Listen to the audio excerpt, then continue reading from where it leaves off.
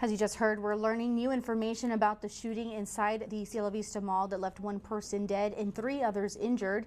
KTSM 9 News reporter Shelby Cap is live outside of the mall. And Shelby, what is the scene looking like out there today at this time?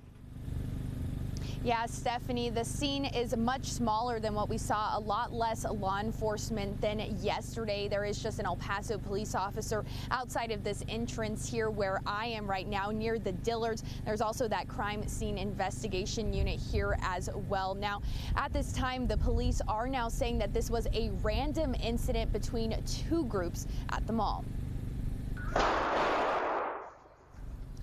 People could be seen running through the mall as shots rang out. The El Paso Police Department saying 2 groups got into a fight, and that's when those shots were fired. Now, with all the people involved in the shooting in their teens and early 20s. And I spoke with a woman who works inside the mall who tells me she, along with coworkers and customers, barricaded themselves in a back room for hours.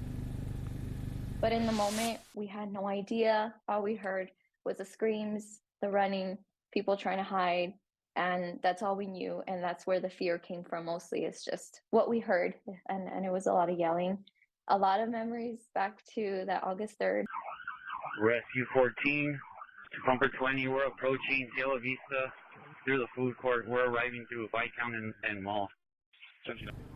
The law enforcement could be heard communicating to one another as they arrived on the scene yesterday. That first call came in at 5:05, and just a few minutes later, an off-duty officer that was working security at a store in the mall was able to take one of those suspects in custody. And of course, yesterday when we were out here at the scene in those early moments as we were just getting details, police were saying that there was another suspect that was still on the loose, and now we know that there were 2 suspects now in custody. But as you can see behind me, there are still a lot of cars in the parking lot here at the mall. Police are now saying that people can come back and get their cars, these cars belonging to people who were inside the mall when this shooting took place. Police are just asking people to enter through the south entrance of the mall and to make sure they bring their keys and IDs with them.